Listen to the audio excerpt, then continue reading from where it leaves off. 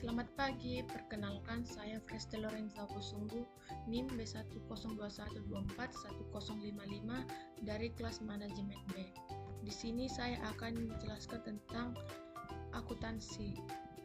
Soal perusahaan dagang. Soal bagian 1.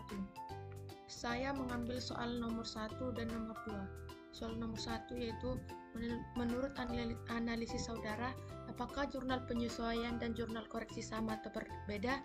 Menurut analisis saya, jurnal penyesuaian dan jurnal koreksi itu berbeda karena jurnal penyesuaian digunakan untuk memperbaiki data akuntansi agar sesuai dengan prinsip-prinsip akuntansi seperti accrual dan deferment. Sedangkan jurnal koreksi digunakan untuk memperbaiki kesalahan yang terjadi dalam pencatatan transaksi seperti kesalahan jumlah atau klasifikasi akun.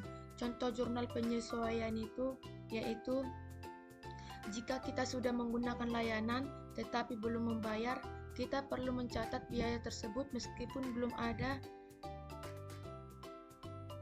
pembayaran.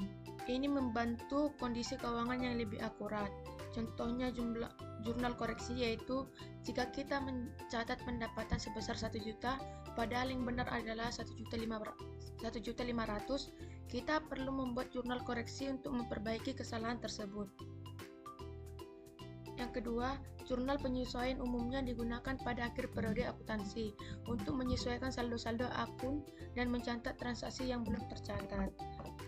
Maksudnya yaitu kita perlu menyesuaikan saldo-saldo akun agar sesuai dengan kondisi yang sebenarnya. Jurnal ini mencatat transaksi yang belum dicatat sebelumnya, seperti biaya yang sudah terjadi tetapi belum dibayar, atau pendapatan yang sudah diperoleh tapi belum dicatat. Tujuannya yaitu untuk memastikan bahwa laporan keuangan mencerminkan keadaan yang sebenarnya pada akhir periode.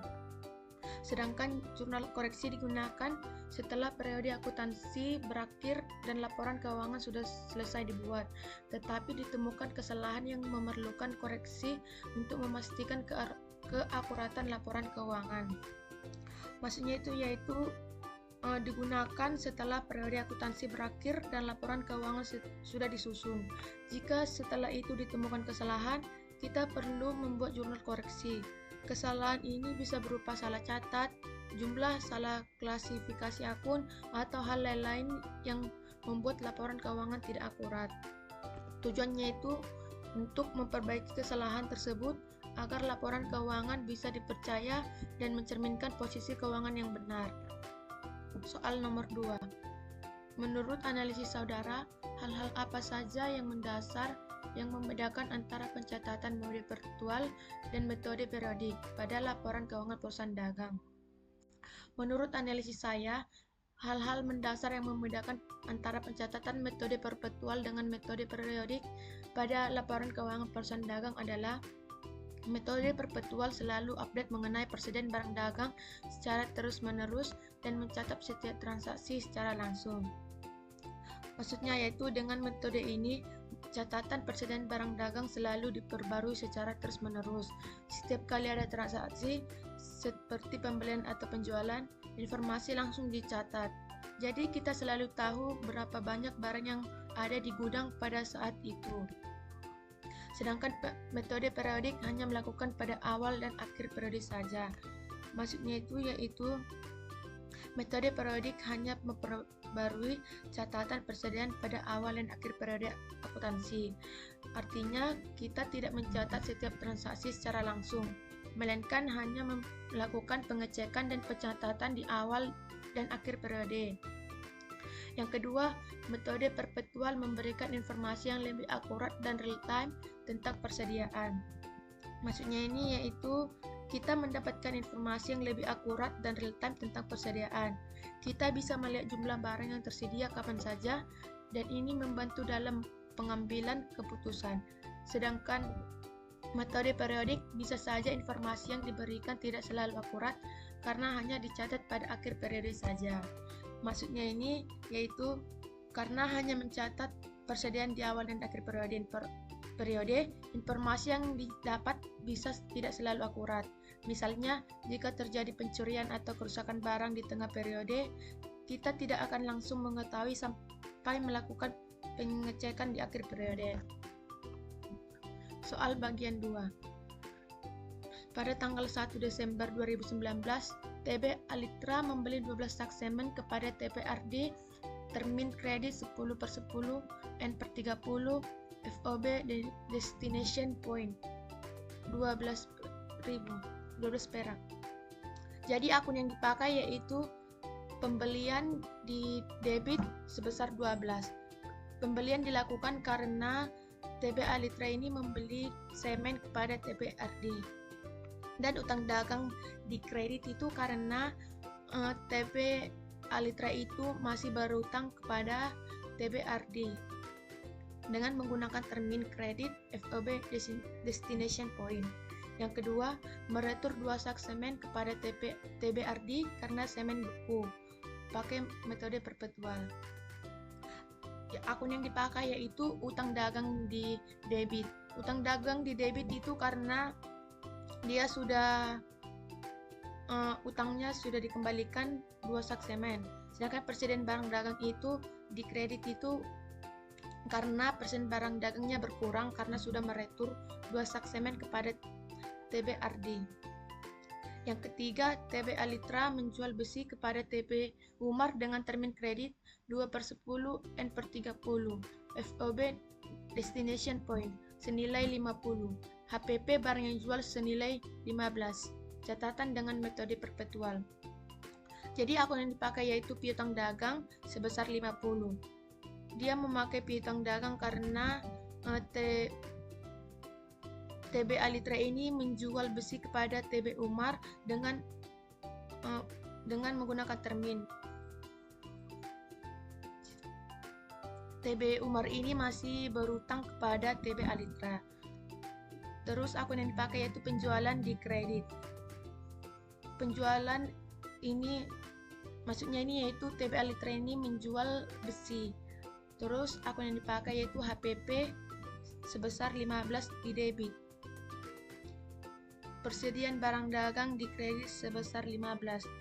Karena akun yang dipakai persediaan barang dagang ini karena dia sudah menjual besi, otomatis besinya ini sudah berkurang di gudangnya. Yang keempat, pada tanggal 5 Desember 2019 membayar ongkos kirim penjualan tanggal 4 Desember senilai 2, metode periodik. Yang keempat, akun yang dipakai yaitu beban kirim penjualan sebesar 2, kas di kredit sebesar 2. Yang kelima, pada tanggal 6 Desember 2019 melunasi pembelian semen tanggal 1 Desember dengan metode perpetual. Jadi akun yang dipakai yaitu utang dagang sebesar 12. Utang dagang ini dipakai karena dia sudah melunasi utang-utang. Terus akun yang dipakai yaitu kas. Kasnya itu di kredit karena kasnya ini berkurang karena sudah membayar utangnya. Terus akun yang dipakai juga persediaan barang dagang sebesar 1,2 di kredit itu karena dia mendapatkan diskon. Tanggal nomor 6, 8 Desember 2019 menerima pelunasan dari TB Umar atas transaksi tanggal 4 Desember dengan metode perpetual. Akun yang dipakai yaitu kas sebesar 49. Kasnya bertambah karena dia menerima pelunasan piutang dari TB Umar. Terus diskon penjualannya di debit karena karena TB Umar ini mendapatkan diskon. Terus piutang dagang sebesar 50 di kredit karena dia mendapatkan piutang dari pelunasan piutang dari TB Umar. Kemudian buatlah buku besar untuk akun kas saja berdasarkan transaksi sebelumnya dan isi pada tabel yang telah disediakan.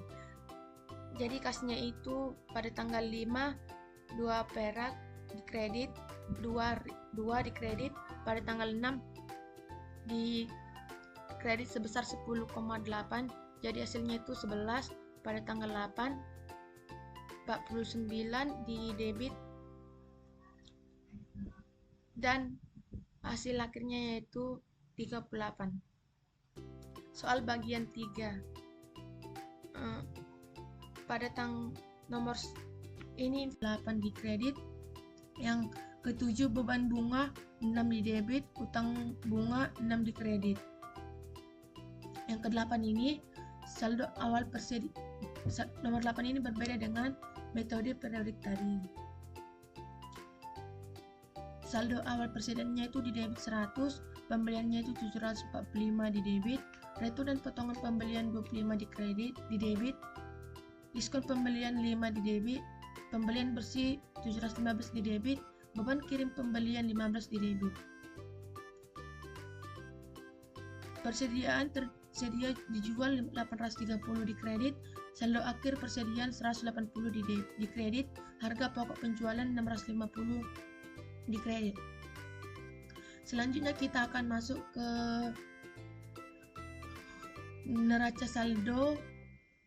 lajur perpetual dan periodik. Inilah kertas kerja perpetual untuk tahun berakhir 31 Desember 2019. Daftar saldo kita tinggal memasukkan dari yang sebelum-sebelumnya.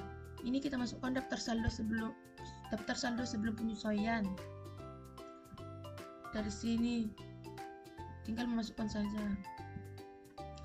Terus penyesuaiannya ini akun-akun yang kita sesuaikan ini tadi kita tinggal masukkan ke sini. Terus daftar saldo setelah penyesuaian itu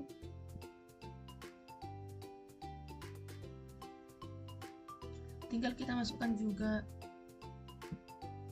Terus laporan laba ruginya ini mulai dari penjualan hingga beban administrasi lain-lain. Terus laporan posisi keuangannya ini dari kas di BNI sampai dengan dividen. Jadi daftar saldo sebelum penyesuaiannya ini mendapatkan hasil di debit sebesar 2.190 dan di kredit sebesar 2.190. Daftar saldo setelah penyesuaian mendapatkan hasil 2.334 di debit dan 2.334 di kredit. Terus laporan laba rugi di debit sebesar 1.149 dan 1.960 dan hasilnya tidak balance. Agar mendapatkan hasil yang balance, kita harus mengurangi 1.960 dikurang dengan 1.149, mendapatkan hasil 811. Dan tinggal dijumlahkan 1.949 ditambah dengan 811 dan mendapatkan hasil 1.960 di debit dan 1.960 di kredit. Dan begitu juga di laporan posisi keuangan. Jadi laporan posisi keuangannya ini 1.185 di debit, 374 di kredit. Dan kita akan menguranginya dan kita akan menambahinya 1.185 dikurang dengan 374. Dan 374 ini kita tambah dengan 811 dan mendapatkan hasilnya 1.185 di debit dan 1.185 di kredit dan hasilnya balance. Dan begitu juga kerja pakai metode periodik ini. Kita tinggal memasukkan daftar saldo sebelum penyesuaian, daftar saldo setelah penyesuaian, laporan laba rugi, laporan posisi keuangan. Dan hasilnya juga tadi sama.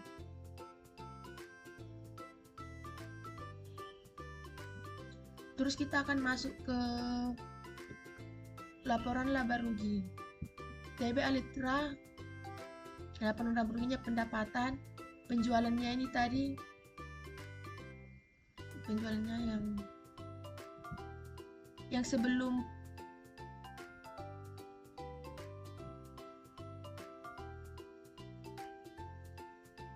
ini penjualan 1.960 yang sebelum penyesuaian. Terus dikurang dengan retur dan potongan penjualan. Retur dan potongan penjualannya itu dilihat dari sini juga.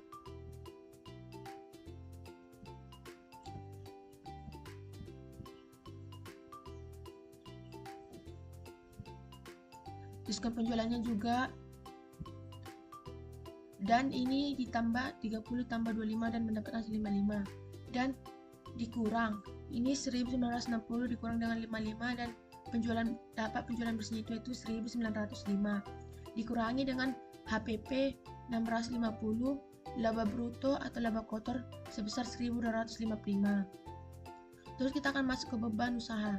Beban gaji penjualan sebesar 180, beban sewa sebesar 20, beban depresiasi peralatan toko sebesar 20, beban perlengkapan toko sebesar 15, beban kirim penjualan sebesar 10, beban listrik, air, telepon toko sebesar 19, beban iklan, beban penjualan lain-lain sebesar 40, dan total beban penjualannya yaitu 319. Kemudian kita akan masuk ke beban administrasi. Beban gaji administrasi sebesar 80, beban depresiasi peralatan kantor sebesar 10, beban asuransi sebesar 10, beban listrik, air, telepon kantor sebesar 14, beban bunga sebesar 6, beban administrasi lain-lain sebesar 5, dan total beban administrasinya yaitu 125. Dan total beban usahanya yaitu 444. Ini ditambah 319 ditambah 125. Dan laba atau rugi bersih kita tinggal menjumlahkan mengurangi 1905 dikurang 600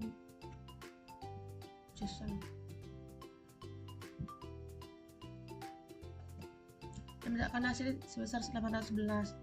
Terus kita akan masuk ke laporan perubahan ekuitas. Saldo awalnya modal sahamnya 25. Kita ambil dari sini, ini 25. Terus saldo labanya sebesar 120.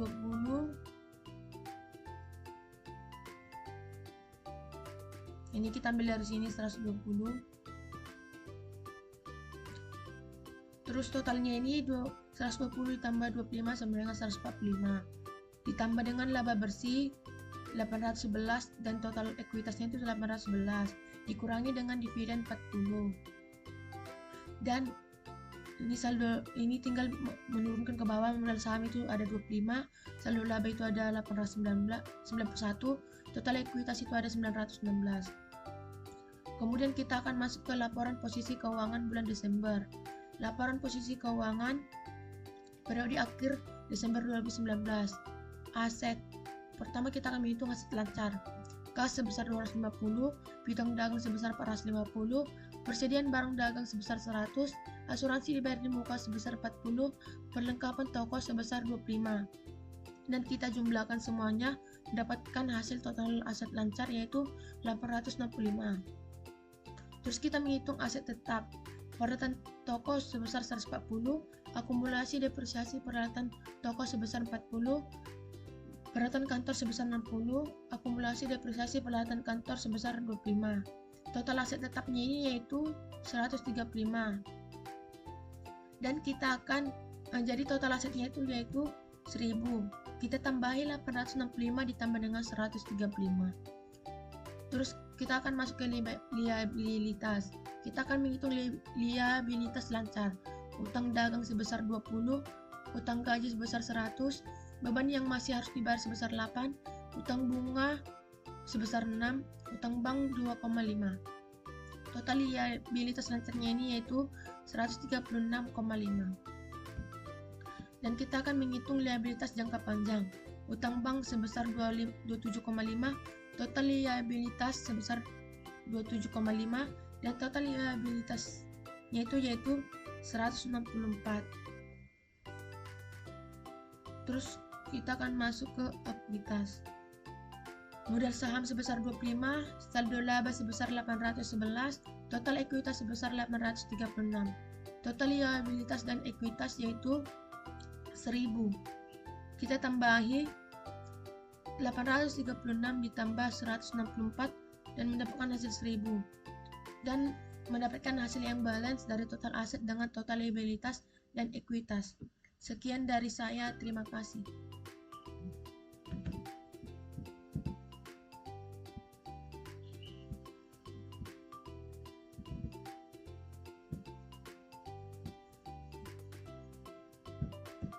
beban yang masih harus dibayar 8 di kredit. Yang ketujuh, beban bunga 6 di debit, utang bunga 6 di kredit. Yang ke-8 ini saldo awal nomor 8 ini berbeda dengan metode periodik tadi. Saldo awal persedannya itu di debit 100, pembeliannya itu 745 di debit, retur dan potongan pembelian 25 di kredit di debit, diskon pembelian 5 di debit, pembelian bersih 715 di debit, beban kirim pembelian 15 di debit. Persediaan tersedia dijual 830 di kredit, saldo akhir persediaan 180 di kredit, harga pokok penjualan 650 di kredit. Selanjutnya kita akan masuk ke neraca lajur perpetual dan periodik. Inilah kertas kerja perpetual untuk tahun berakhir 31 Desember 2019. Daftar saldo kita tinggal memasukkan dari yang sebelum-sebelumnya. Ini kita masukkan daftar saldo sebelum penyesuaian. Dari sini tinggal memasukkan saja. Terus penyesuaiannya ini akun-akun yang kita sesuaikan ini tadi kita tinggal masukkan ke sini. Terus daftar saldo setelah penyesuaian itu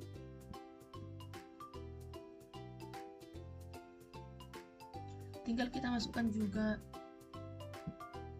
Terus laporan laba ruginya ini mulai dari penjualan hingga beban administrasi lain-lain.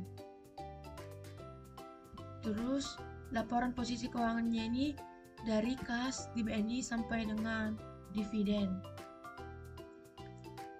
Jadi daftar saldo sebelum penjualannya ini mendapatkan hasil di debit sebesar 2.190 dan di kredit sebesar 2.190. Daftar saldo setelah penyesuaian mendapatkan hasil 2.334 di debit dan 2.334 di kredit.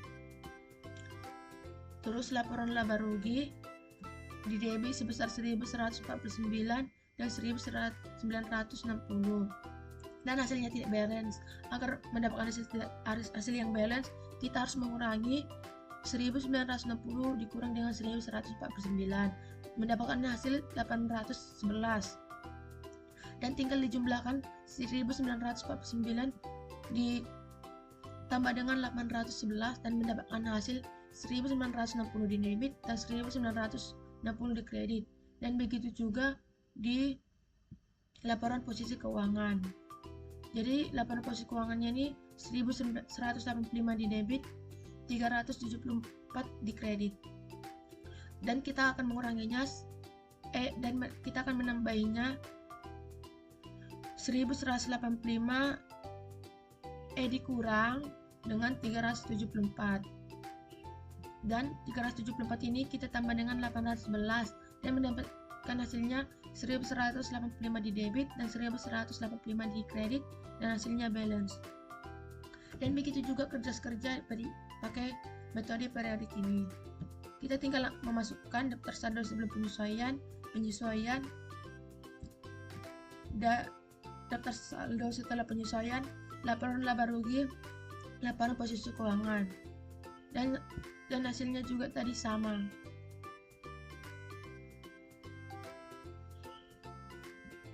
Terus kita akan masuk ke laporan laba rugi. TB Alitra, laporan laba ruginya pendapatan, penjualannya ini tadi, penjualannya yang sebelum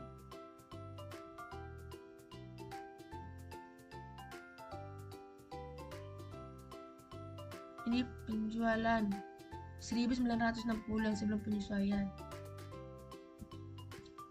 Terus dikurang dengan retur dan potongan penjualan. Retur dan potongan penjualannya itu dilihat dari sini juga.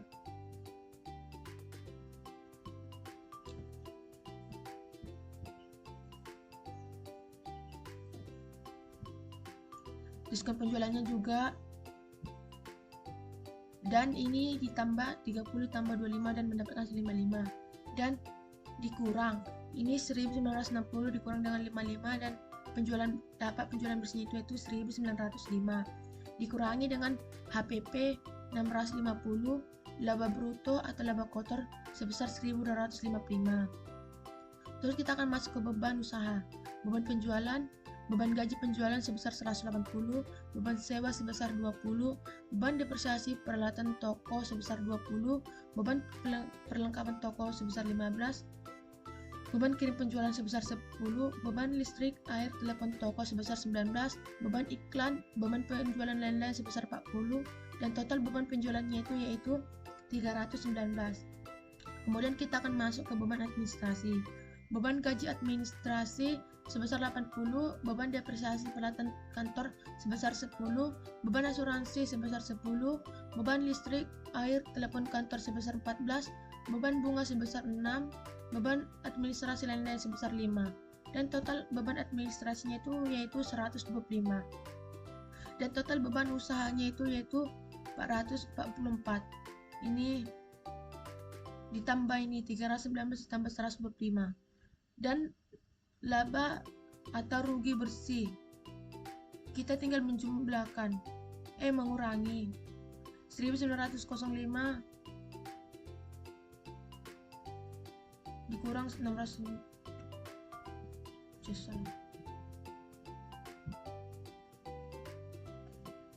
dan mendapatkan hasil sebesar 811. Terus kita akan masuk ke laporan perubahan ekuitas. Saldo awalnya modal sahamnya 25. Kita ambil dari sini. Ini 25. Terus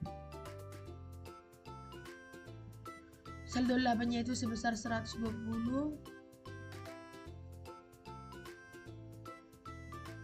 Ini kita ambil dari sini 120. Terus totalnya ini 120 ditambah 25 sama dengan 145. Ditambah dengan laba bersih 811 dan total ekuitasnya 811. Dikurangi dengan dividen 40. Dan ini saldo ini tinggal menurunkan ke bawah. Modal saham ada 25, saldo laba ada 891, total ekuitas ada 916. Kemudian kita akan masuk ke laporan posisi keuangan bulan Desember. Laporan posisi keuangan periode akhir Desember 2019. Aset. Pertama kita akan menghitung aset lancar. Kas sebesar 250, piutang dagang sebesar 450, persediaan barang dagang sebesar 100, asuransi dibayar di muka sebesar 40, perlengkapan toko sebesar 25. Dan kita jumlahkan semuanya mendapatkan hasil total aset lancar yaitu 865. Terus kita menghitung aset tetap. Peralatan toko sebesar 140, akumulasi depresiasi peralatan toko sebesar 40, peralatan kantor sebesar 60, akumulasi depresiasi peralatan kantor sebesar 25. Total aset tetapnya ini yaitu 135. Dan kita akan jadi total asetnya yaitu 1000. Kita tambahi 865 ditambah dengan 135. Terus kita akan masuk ke liabilitas. Kita akan menghitung liabilitas lancar. Utang dagang sebesar 20, utang gaji sebesar 100, beban yang masih harus dibayar sebesar 8, utang bunga sebesar 6, utang bank 2,5. Total liabilitas lancarnya ini yaitu 136,5. Dan kita akan menghitung liabilitas jangka panjang. Utang bank sebesar 27,5, total liabilitas sebesar 27,5, dan total liabilitasnya yaitu 164.